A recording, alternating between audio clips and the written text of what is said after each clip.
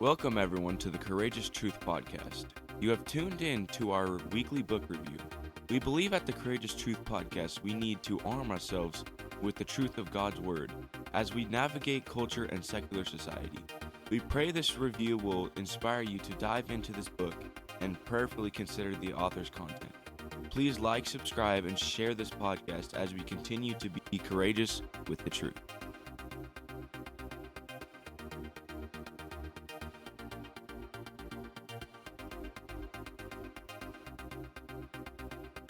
Welcome, everyone, to the Courageous Truth Podcast. I am very excited that you have chosen to spend, again, a little bit of time with me today. I'm kind of sad that these book reviews are coming to an end. I have one more next week, which I'm going to announce at the end of the episode. But this week, I am reviewing a book by New York Times bestseller Candace Owens, and it is a book called Blackout: How Black America Can Make Its Second Escape from the Democratic Plantation. In case you haven't noticed, I've been reading books or reviewing books that are very relevant to what's happening in our culture, what's happening in the world around us, current events, kind of the spiritual struggle on the surface of our nation and society. I've been reading books that have a lot to do with that, and this is no different. I was fascinated by this book. I literally read it in about 3 hours. I could not put it down. It was very, very easy to read. It felt like she was just telling a story of her life. She uses names, dates of current events. She was very thorough in her research. Very, very glad that I read this book. In fact, it's been sitting on my shelf for about 6 months, and I picked it up, couldn't put it down. Very easy to read. You will have no problem reading this book. But as always, I just want to take some time to kind of go through it, give it an overview, and hopefully wet your whistle. There is so much information, knowledge, weaponry that is locked up in books today. We can no longer let them sit on our shelves and collect dust. We must engage with the information that is in between the covers of these books. To start this book out, there's a foreword by Larry Elder. And then there's an introduction that I think is very important because it kind of lays out exactly where Black America is and compares things like unemployment rate, fatherless rate, poverty levels, and whatnot to Lyndon B. Johnson's America in the 1960s. And there's a lot of references throughout the entire book to how Lyndon B. Johnson ran the nation and some of the things that he did. And many of us know, and I just found this out, and I guess it just became a revelation how racist he was towards Black America, maybe not by word, but at least by deed. And here's what I love about this book. This book debunks things like critical race theory, debunks the systematic racism, debunks, the Black Lives Matter movement, all the activist movement, from someone who has experienced real racism. The first chapter is called On Conservatism. Starts out with the history of and the birth of the Ku Klux Klan, plus it's going into hiding, and then the rebirth of the Ku Klux Klan, and the tension that the Ku Klux Klan and the author's great-grandfather had, and the fights that they had against the Klan. And I think that was very important to note because this kind of gives the author so much credibility into the things that she is talking about. And the first chapter goes into the actual racism that this woman had to go through.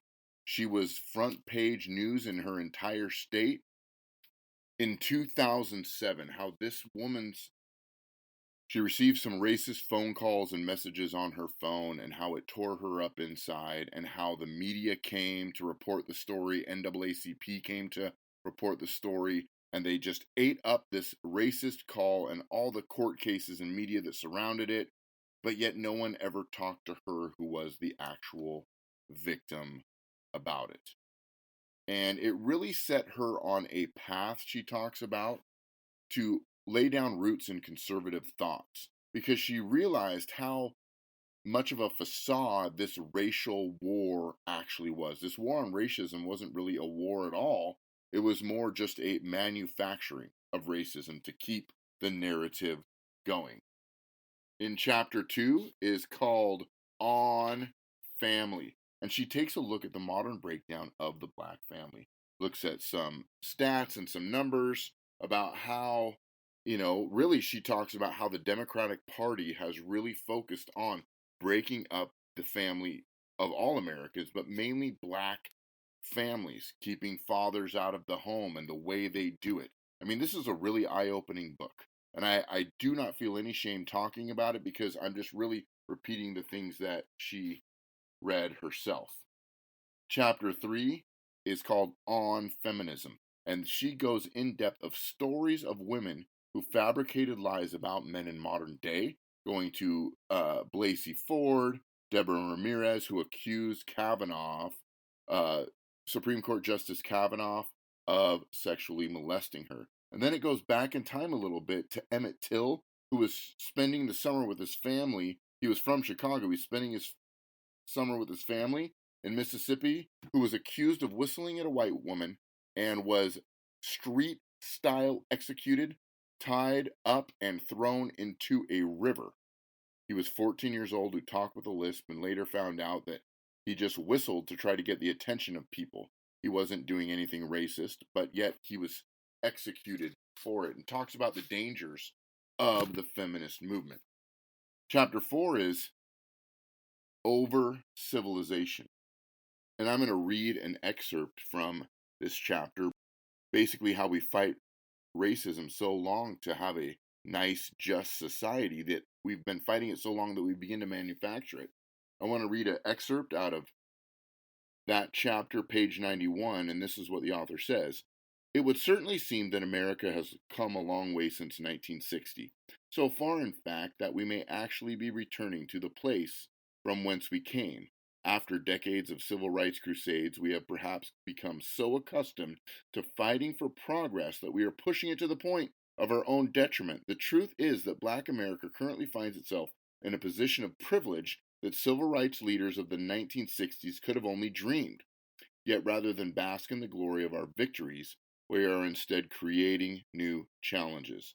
All of these developments reflect the current social climate of America, which I have come to describe as over-civilized. I want to read this next excerpt, 2 pages over. It says this: We've reached civilization within the Black community when we received our rights to live, work, vote, and love in accordance with our own desires. Over-civilization is our current state of race baiting, fabricated oppression, and calls for self-imposed segregation. And she talks a little bit about how college campuses are now having segregated dormitories where Black Americans want segregated dormitories where only Black Americans can live. Chapter 5 is on socialism and government handouts, and how the Democratic Party has worked to keep Black Americans enslaved to the system, where it's actually more beneficial. There's more benefits of being a single Black mother than a married Black mother, and how they've worked that into the system and created almost a cycle of fatherlessness. Chapter 6 is on education. In fact, I'm going to read a little chapter, and it talks about, she really just kind of goes into talking about the Black culture has begun to reject education. And really, I mean, if you look at Black culture, especially the music, and she talks a little bit about that, talk about the music of Black culture, how it's moved from, the days of My Girl to now you have hardcore gangster rap. You have Jay-Z, you have, you had Tupac, you had Biggie Smalls, you had Kanye West, and all these rappers who were given, in a lot of ways, a platform to represent the Black community with unbelievably horrible and derogatory music. And so I want to read just this very small quote out of the chapter on education. On page 148, the author says this: The truth is that Black Americans celebrate ignorance and accuse those among them who do not capulate to ebonics as acting white. Nobody knows this better than me. And it goes into talking about stories of how she was in a higher academic level than her classmates, and how other black students in her school would bully her, would push her around, would demonize her, who would say derogatory things towards her just for being a higher academic class. The next chapter is on excuses, and she just goes through in great detail. The author really speaks to the negative results of affirmative action. In other words, people who of color allowing people of color to take spots in colleges who are not academically prepared for those courses, and how it's actually having a reverse effect where people are getting into colleges just because of their skin color, taking classes they're not prepared for, thus setting them up really for disappointment and failure in a lot of ways. Chapter 9 talks about on faith. Now, this is a very interesting chapter because she talks about how the government has really attacked the faith of the black community. There's a hymn called Amazing Grace that so many people don't understand, and the history behind the song and how it was written, how freeing it is. I'm going to read an excerpt from this book called Amazing Grace, and this is what the author says on page 199. The hymn Amazing Grace is well known to most as a staple favorite at Sunday church services. The harmonious melody carries words that reflect in many ways the parable of the prodigal son. Yet few know the story of John Newton, the man who wrote the hymn. Newton was a slave trader from Great Britain without any religious convictions. In 1748, just off the coast of Ireland, his ship became caught in a storm that he was certain would end his life. Desperate, he called out to God for mercy. Having survived, Newton believed that God had delivered him from his circumstances, and he committed himself to Christianity. 6 years later, he gave up slave trading altogether to pursue theological studies. Soon after being ordained into the Anglican priesthood, he began writing hymns, among them Amazing Grace. What is remarkable is that hymn has found no immediate popularity in Britain. Rather, it gained steam decades later in the American South during a Pentecostal religion revival. Soon the song became a Negro spiritual sung on plantations by black slaves.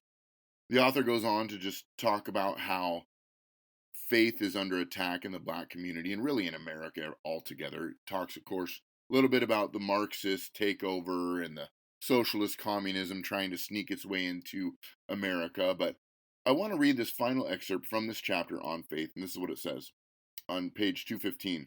So where does this leave the conversation on faith? Well, quite simply, the left wishes to drive a wedge between people and God in the same way as successfully driven a wedge between individuals and family. The left understands that in order to grow government to a state of omnipotence, there must be nowhere else that its citizens place value and faith. As you can see through this book in just a short overview, you can tell that the government is trying to really control people and become the God, become the provider, become the peace, become the protection, become the solace of not just the black community, but all of America as well. The final chapter in the book is that on slavery. And she makes no quills that slavery exists. She does not deny that slavery exists or the horrific horror and demonic trade that it actually was. But what she really points out is the fact that it seems like all these activists, such as Colin Kaepernick, LeBron James, Black Lives Matter movement, they throw such a fit about different black people being quote unquote oppressed or killed by police. Number one, those people don't know the facts. Number one, they don't know the story. And number two, they're throwing a fit about the wrong thing. They're throwing a fit saying because of slavery, America is racist. And I want to read this excerpt from that chapter, the last excerpt I'm going to read. Page 248 says this.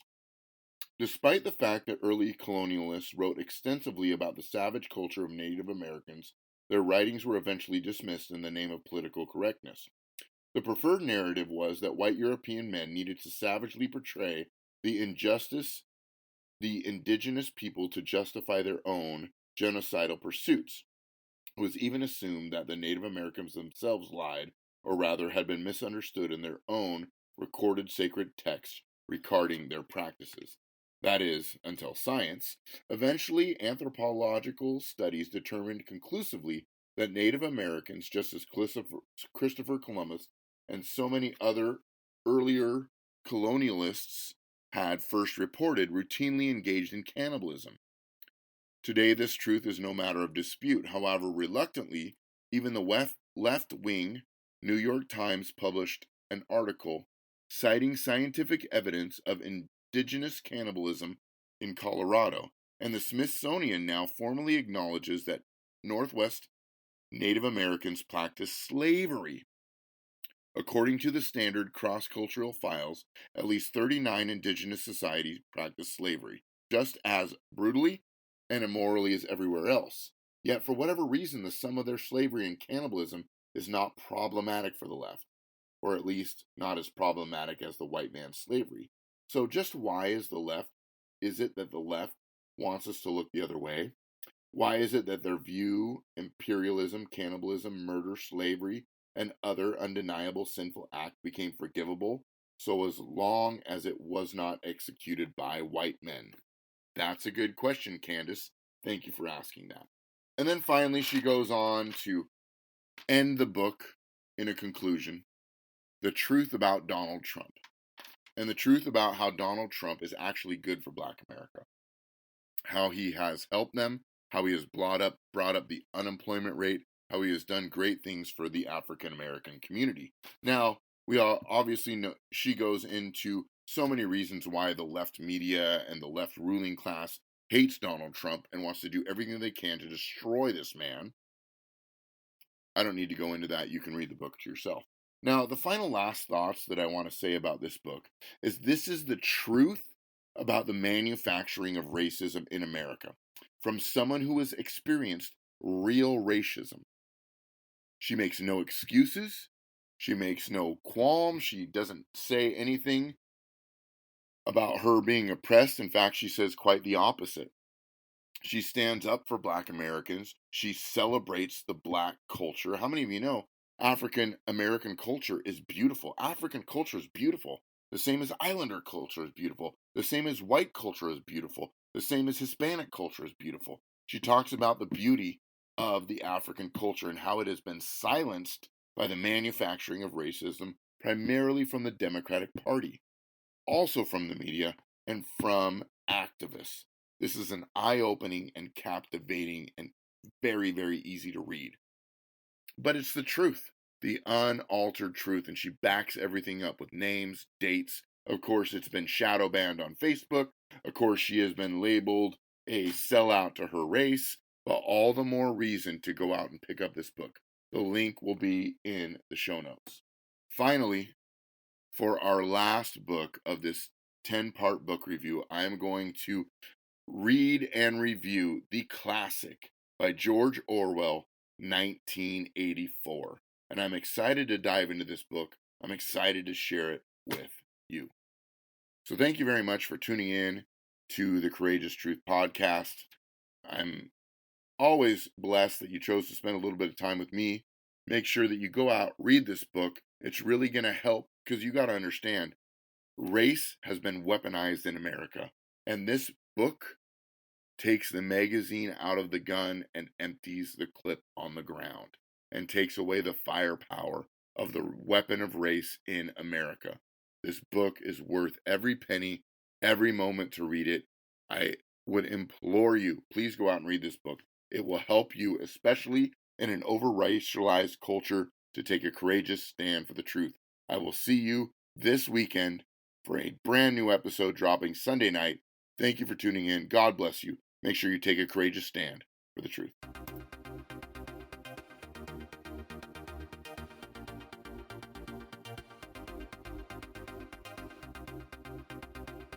Thank you for tuning in to the Courageous Truth podcast. We live in a world that is in desperate need of courage and in desperate need of truth. My hope and prayer is that this podcast will equip and inspire you to live courageously for your families, for your communities, for your God, and for your country. Be courageous in your stance for truth in a world that has completely abandoned it. See you next time right here at the Courageous Truth Podcast. Go ahead and hit that subscribe button right now. Remember, I am your host, Eric Lundberg. Truth requires courage.